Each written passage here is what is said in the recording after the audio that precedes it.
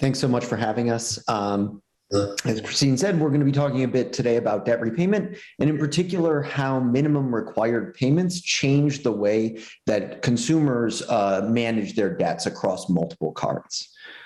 So credit card debt is quite common. US consumers currently hold about $800 billion in credit card debt. And frequently this debt is held across multiple cards. So on average, households that have at least one credit card actually have about four, and 91% of the debt in the UK that is accruing interest is held by people who have more than one credit card. And there's some pretty good evidence that consumers are paying too much interest on their debt, given the way that they repay their debts. So data from the CFPB shows that on the median credit card interest rate is 15%, but these can go as high as 28%. So you can substantially reduce the amount of interest that you're paying by reallocating money from lower interest cards to higher interest cards. But it seems like the strategies that people use to repay their debt don't necessarily line up with the strategy that minimizes interest.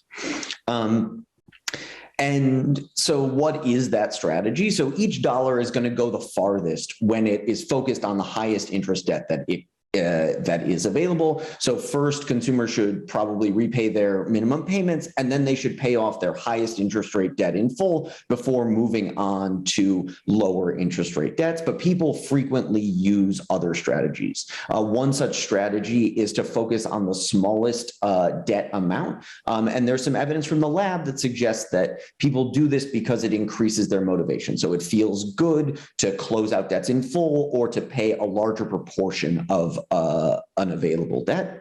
Some evidence from the lab suggests that people actually do something, or from the field suggests that people do something a bit opposite. They split their repayments such that they pay more to debts that have larger remaining balances. So what we're going to do in this paper is we're going to focus on how minimum required payments change those strategies. There's some prior work that shows that minimum payments reduce the amount that people repay to debt, but there isn't anything that's been done on how people make their decisions differently as a result of those minimum payments. And we're going to show that it leads them to spread repayments across their cards more evenly, and that doing that is going to lead to a higher total amount of interest paid. So the task that we use is a 3-round debt management task. Participants are given a budget of $3,000 to allocate across six debts in each round. And as you can see here, they see these 6 debts, the amount, the interest rate that each debt has, and if they're in the minimum payment condition, they see the minimum required payment. And each round after the participants make an allocation, this table updates to reflect that allocation. And so the data I'm going to show you is going to show that allocation controlling for the effective round. So what we find is that minimum payments lead people to increase the dispersion of their repayment decisions. So what that means is that they're spreading their repayments more evenly across cards. And so the difference here is about 0.06, and that is a significant difference. But it's not clear that dispersion on its own is necessarily bad. It has to interact with how people are making their repayments without minimum payments. And so we look at how much people are allocating to their highest interest rate debt. And what we see here is that there's a significant increase in the no minimum payment condition relative to the minimum payment condition in the amount of money that is allocated to the highest interest rate debt. So this suggests that in the no minimum condition, people are doing a better job of focusing on their highest interest rate debt, and the minimum payments are distracting people or pulling money away from that high interest debt. And those two effects combine to lead to a total increase in interest in the minimum payment condition above the no minimum payment condition. So we were wondering why this might be happening, and we drew on some literature about how choice architecture is interpreted by consumers. And in particular, we tested whether consumers perceive the minimum payment requirement as a recommendation to pay more than the minimum. So what we find here is that participants in the minimum payment condition perceive a recommendation to pay more than the minimum, and that perception partially explains some of the difference in dispersion between the minimum payment condition and the no minimum payment control. So the next thing we asked was, what can we do about helping consumers to either repay with less dispersion or minimize the costs of paying in a more dispersed way? And so we designed a few new minimum payment conditions with different choice architectures to attempt to help our participants repay more efficiently. So the first condition that we added was a minimum payment condition that was modeled on the paper statements that people get now. And so participants, instead of seeing the table that you saw before, saw a table like this that had the debt name, the total debt amount, the minimum required payment amount, and then an opportunity to acquire more information about that debt by clicking on the link.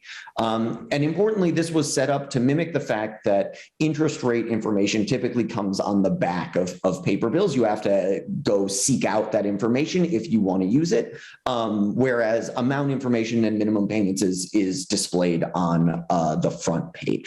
And so if you click the link, you saw a table like this, which repeated the balance and the minimum payment information. It added the 3-period repayment amount, which was designed to mimic the 3-year repayment amount that is present on credit card statements. And then also down here in this little box, you can see that the information is on interest rates is available to people. The other interface that we tested was an active choice interface. So this is modeled on online debt repayment platforms where people have the opportunity to pay easily the minimum payment amount, the full balance, or to select the amount that they want to pay. And what we think this is going to do is lead people to focus. It makes it easier to repay in full, and that's going to reduce dispersion. So what we find is that on average, this paper statement that we constructed actually hurts. So the thing that standard credit card bills look like tends to hurt our participants, and active choice tends to help. So we find for dispersion that the active choice condition reduces the amount of dispersion that we see among our participants, and the paper statement is actually not statistically different from the standard minimum payment condition on this measure. But the paper statement is significantly lower than the standard minimum for the amount of debt allocated to the highest interest rate, and the active choice condition is significantly higher than the standard minimum payment for that measure.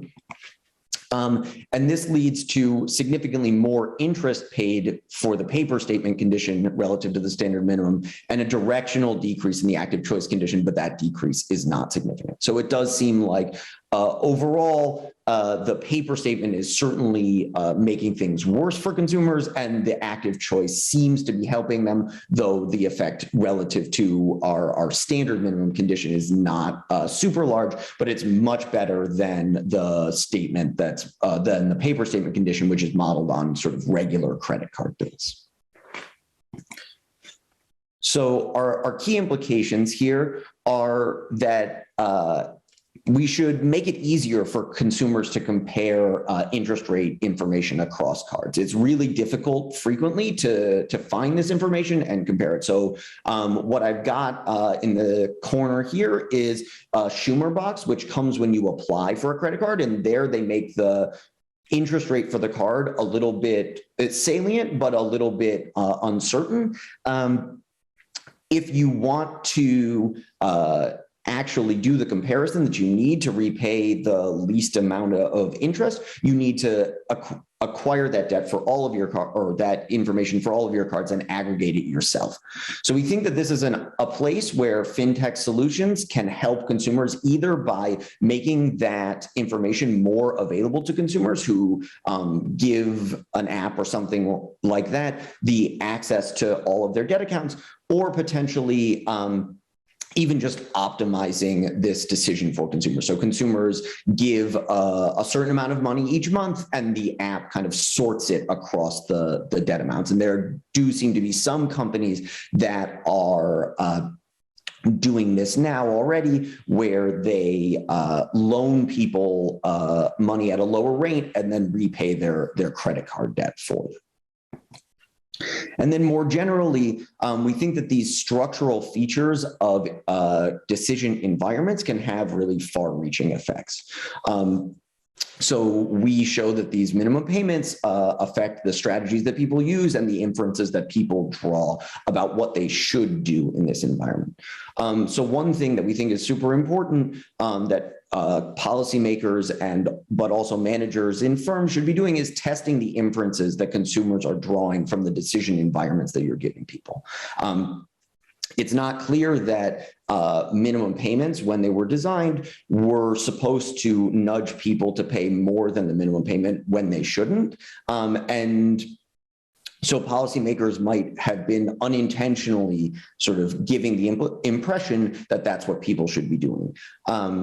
And so if you're in a position where you are designing a new choice environment, it's important to figure out what consumers are thinking you're telling them to do. And we think that this is easier to do in online repayment environments because you just have more flexibility in how you present decisions to consumers. And it seems like there's a great opportunity to experiment with different choice architectures and use them to help consumers make better financial decisions and also make better purchase decisions. So with that, I really want to thank the editorial team at the Journal of Marketing and the review team who helped us improve the paper a lot. And I'm excited to hear your questions. Thank you very much, Sam. It's a wonderful paper with really important implications. So now we have an opportunity for questions from our audience. So again, if you have questions, please use the Q&A tab to post those to us, and I'll just go ahead and get us started. You mentioned the fintechs, and you mentioned that there was an opportunity for a fintech to, collect all of the information and that could help consumers. Have you actually looked at that in a lab to see that if you provide consumers information about all of their interest rates, do they really know what to do with that? Do they have the intuition that they should be paying off their highest debt, highest interest debt first? Yeah, so we did that in a couple of ways. So first, we have a pilot study that is in the appendix of the paper that asks people what their sort of lay intuitions for what to do when they're repaying debt are. And the plurality of people do report wanting to pay their highest interest rate debt first, and also a large fraction say that they want to do the sort of extreme, what I'll say is the cost minimizing strategy. And another substantial fraction say that they want to at least allocate most to their highest interest rate debt. So I think a good chunk of people do have this in mind. And the other piece of evidence that I draw on is that in our control condition, people are not doing the exact cost minimizing strategy, but they are focusing substantially on their highest interest rate debt. So I think at least when the information is comparable and presented to them, they are able to make that comparison and sort of focus on the right thing. But the decision environment that we put them in currently doesn't make that comparison easily. So, or doesn't make that comparison easy. So I think anything we can do to make the relevant pieces of information sort of more salient to consumers is going to help here. So financial literacy isn't really the problem. It's really the decision environment. In this case, that's kind of confounding their ability to act on these intuitions that look like they're pretty correct? Yeah, I mean, our evidence here, one of the first study that I showed you is from a nationally representative sample. So I don't know, at least a nationally representative sample of people who do online survey experiments. So I can't speak to sort of the broad population, but we do think that we're capturing something about what kind of ordinary people understand here. Yeah, that makes sense to me. So what do you think happens if there isn't a minimum payment required? What do you expect would happen?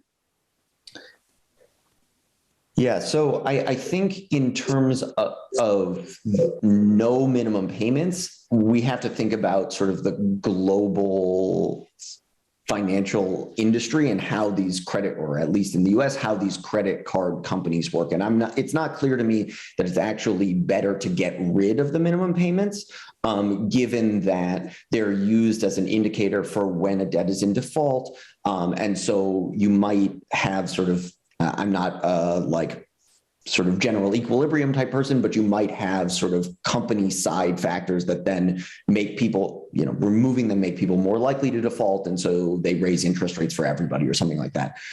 So we don't think that getting rid of them is sort of a feasible solution. So that is why we sort of focused on choice architecture as a way to reduce the costs of having these things that we think are important for sort of the general functioning of the market. And what about, if there's minimum payments on some cards? I don't think you studied this in any of your current experiments, but if there was minimum payments on some of the cards, but not on others, what do you think would happen? Yeah, so we have a study in the appendix of the study that does this, but I think there's more work to do here that looks at if you only have minimum payments on half of the cards. And it seems like we replicate the effect that is there when you have them on all of the cards. And so the act of just having some of these minimum required payments suggests to people that they should be using or sort of spreading their repayments across all of the cards. And that's kind of consistent with the mechanism that we propose, that they're drawing an inference about what they should be doing and should be paying more than the minimum here. Great. And I see Farah is asking us about the paper. We will go ahead and paste into the chat a link to the managerial summary of this paper, and also a link to the full paper, since Sam's referenced it a couple times, for those of you that want to take a deeper dive. So one of the things you talked about was this active choice condition. Actually, here's a question from Ashish. Let me go ahead and ask that and turn over here. So he's asking about minimum payments. He says that it is very misleading, unrealistic. What do you recommend to the credit card providers? And maybe also to the regulators, who certainly have a say in all of this. What's your overarching recommendation? I think the best evidence we have is that making the relevant information available to people will help them.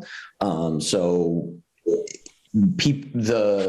2009, when Congress passed the CARD Act, they changed the display of what information was going to be put on the front page of statements. And they didn't put interest up there. And that is a decision that I think probably had costs for consumers. As we move away from paper statements and more people are starting to repay their bills online, I think it's important for financial regulators to be making people emphasize the information that we think is important. And so in this context, it should, in my opinion, be interest rates, because that's the price of the debt. I might also just add to that, when we think about sort of the role of the credit card companies and the role of banks, in particular, Dion's presentation got me thinking about sort of, how can credit card companies, in many cases, think about helping their consumers? And Sam and I were actually on an interesting call just last week with a very large bank. And so one possibility would be, let's say, for a bank to take all of their customers' different debts and figure out, just automate payments essentially. So the customer can decide, this is how much I want to allocate to my debt, and the bank could automate that. Now that we haven't tested it, but I suspect would be a very effective solution to these sorts of problems. And the thing that was so surprising was that the bank actually expressed some interest in it. And the logic there is twofold, and I think some of it is from a CSR and branding perspective for sure. And the other reason that the bank might actually be motivated to help its customers in this way is because it doesn't help the bank if the customers default, right? They can't repay money that they don't have. And so I think that there is potentially, I know in the US, I think a lot of this falls to the regulators, but there are certainly pockets within many of the different banks of people who are interested in understanding how helping their customers through things like automating their payments or right, these sorts of things might actually improve, first off, just their customers' ability to repay, but also loyalty to the bank, and sort of retention over the long haul. And so I think there's potentially an interesting role for the bank to play, even though that's probably not the group that you would go to as a first pass. I think that's a terrific idea. I mean, banks provide, in my own experience, so little service to their customers, right? And so this is one way that you could actually stand out and do the right thing, maybe get some of these additional CSR impacts that Deanna has spoken about as well. And we have a question here from Julia that I think is, points to potentially, some of the challenges, which is that you guys pointed to the fintechs, and she's referencing this company Tally, where they charge a fee for this. So when you think about this from a consumer welfare perspective, how does that all sort out in your minds? Yeah, it's tough. I mean, I think at $300, you're going to have to do some math on what the difference is in terms of the interest rates on your cards and how much faster you're going to actually be able to repay. Now, it may be the case that for some people that isn't coming to mind in the first place. And the other sort of concern that I think we identify, at least in the pilot study that I discussed earlier, is that a lot of people think that they're doing this the right way. And so they might not even sort of recognize that they could be saving money. And then certainly they're not going to want to pay an annual fee to some company if they think they're doing it right. So this may be a place where having an institution that is already at least somewhat trusted step in could be helpful. Wonderful. Well, maybe just one final question, which is more of an open-ended question for the two of you. What kinds of other financial decisions or questions do you think it would be helpful for marketers to know about, maybe consumers to know about? What kinds of things would you like to point to here as we close? So I think both Abby and I are sort of financial decision-making people. And so I'm going to say we here are interested in sort of the complexities of people's financial lives. This is kind of a very common decision that people make, making credit card repayments, but there hasn't been much work focusing on how various different bills get paid as the bills come in over the course of the month, how people prioritize across their different debts, mortgages and car loans and things like that. And so we think that sort of marketing can push further to explore the complicated dynamics of people's financial lives, and that would be a big contribution. So hope that people are out there working on it and hope to contribute to it as well. Wonderful. Well, this is a real important part of the field. It's really emerged over the last 10 years. And so readers and listeners can look at your paper for a nice review of some of that literature. So let me just close by thanking Sam, you and Abby for being with us today and presenting this interesting paper. Thank you very much.